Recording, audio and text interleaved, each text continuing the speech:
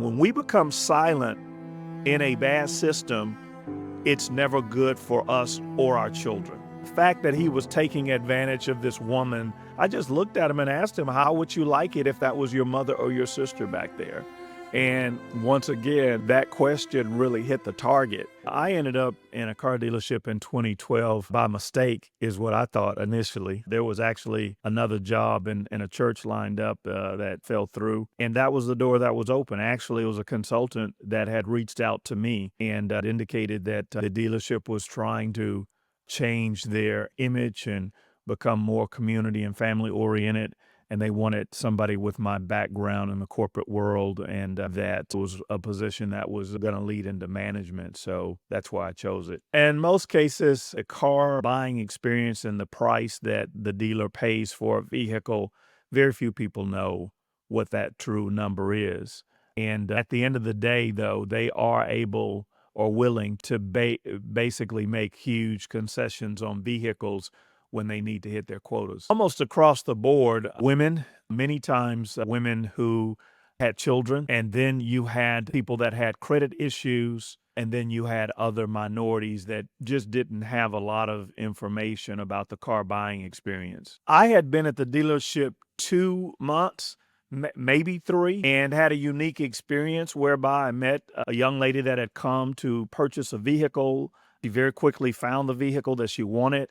And of course, it was a internet sales transaction, actually. And we were doing the paperwork. We did it. We had some conversation. She mentioned that her brother's a pastor and he might want to have a look at the deal. And I told her I didn't have anything to hide. So I was fine with that. And then she went to finance.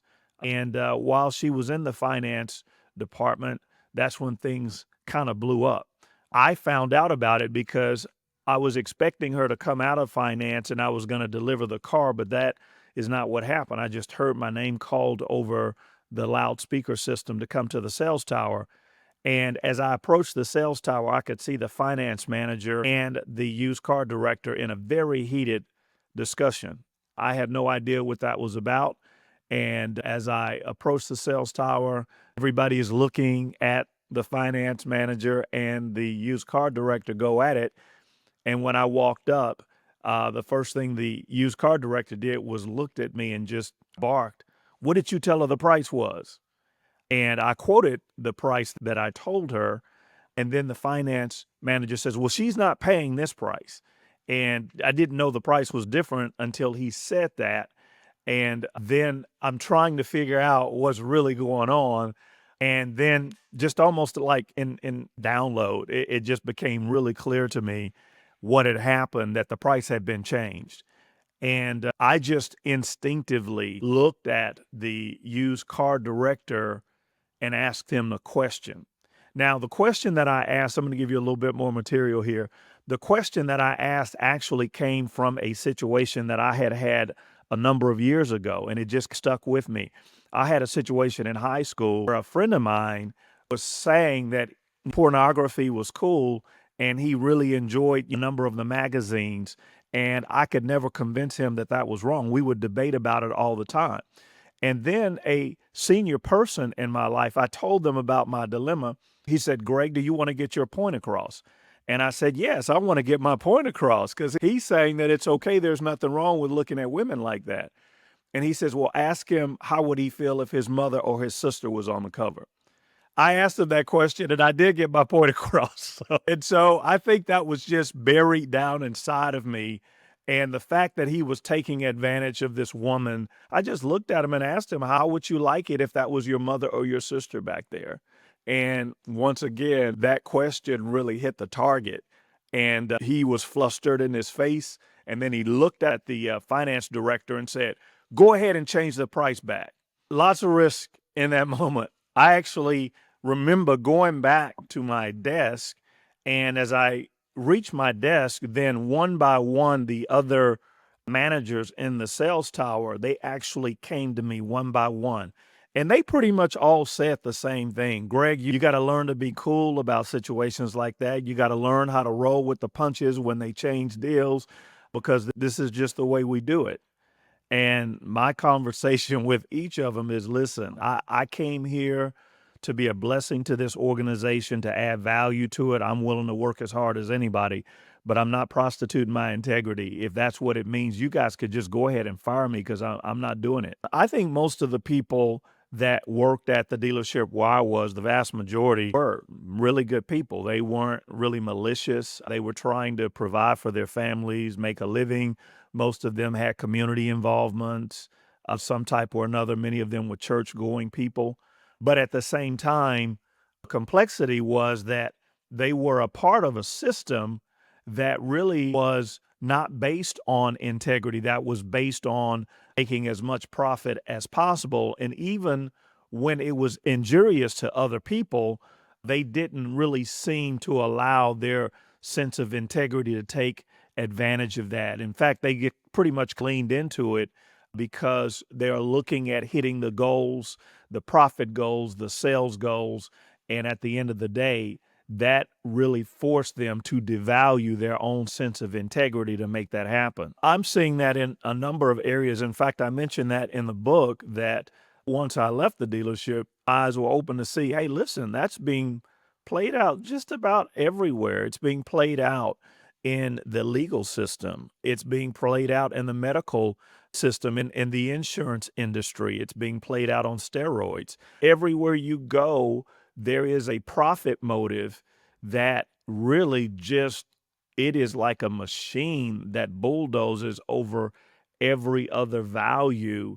And sometimes people can't even explain to you why things are the way that they are. That's the way that it is, and that's what we've been told, and so we're going to sell it. Where the good people, bad systems syndrome is hurting Black people and African Americans the most is really in any system where it is operative. And part of that is because of the legacy of slavery and the fact that there still is not only a wealth gap, but there's still an education gap.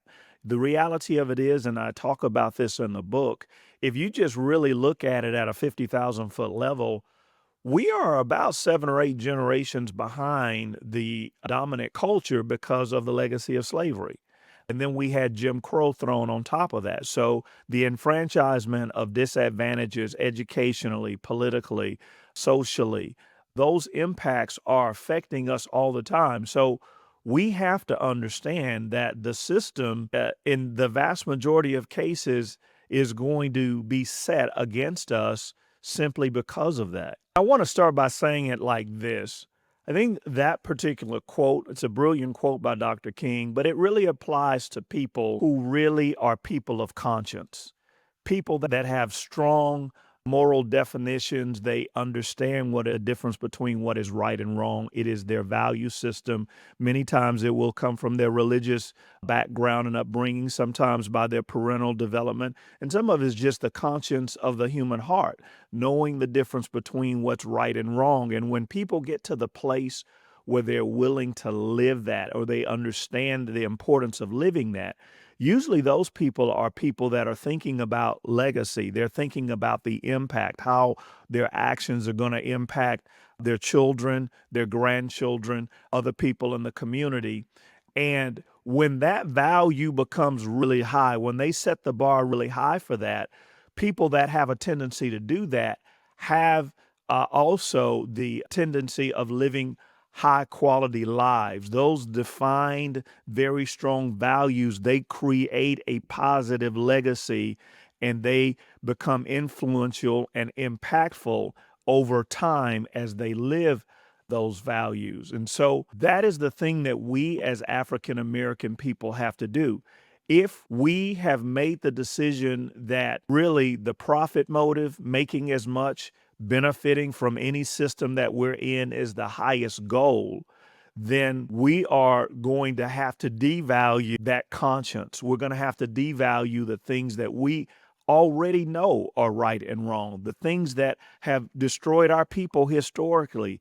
And that is where the impact to Black people really become. When we become silent in a bad system, it's never good for us or our children.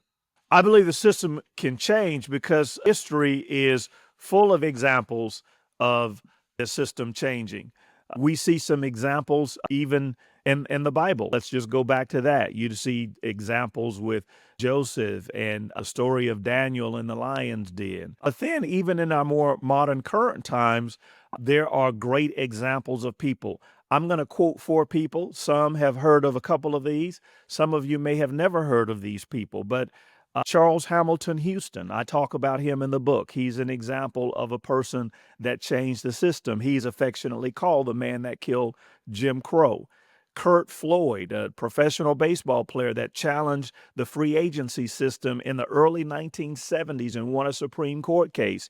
And that changed the system for athletes not having to act as slaves in their profession. Dr. Martin Luther King Jr., in 10 years, he and those that worked in the civil rights movement, 10 years worth of work resulted in 100 years worth of change in American society.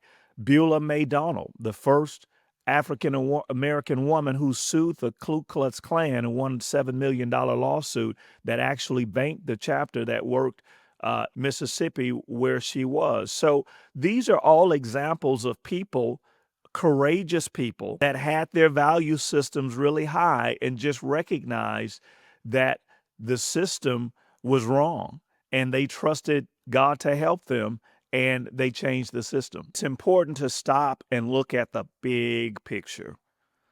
What is it that you are looking to accomplish in life? What are your goals? What is your purpose in life? And I believe that once you answer those two questions, and those are questions that are going to speak to the DNA, the answer is going to come from the DNA of who you are as an individual. Once you get in alignment with that Constitution, then there are certain things that become simple. And that is that you are not willing to lose yourself or your integrity, the benefit of a particular moment. But you can also, on the flip side, be convinced that, hey, if I stay the course, if I do the work that is necessary for me to succeed in this arena, that is going to happen. And the reason it's going to happen, once again, is like we talked about in our last video, the moral arc of the universe is long, but it does bend towards justice. And people that go through struggles times because of their values, because they're not going to devalue their values for convenience, those are usually the people that wind up with the influence in that arena. Those are people that usually wind up making an impact that's generational, and it is our hour to do that. I'm 1,000% convinced in this hour in history for us because of the things that we have walked through. And so this book will definitely speak to a person in the depths of their heart, no matter what they're going through. Black Man can be purchased just about anywhere. Amazon.com, ReaderHouse.com, Bookshop.org, through Apple, through my website, GregLDavis.com. If you like the content of this video, then please subscribe to my YouTube channel, check out my social media pages, and contact me at info@GregLDavis.com if you have any questions. There will be more content to come.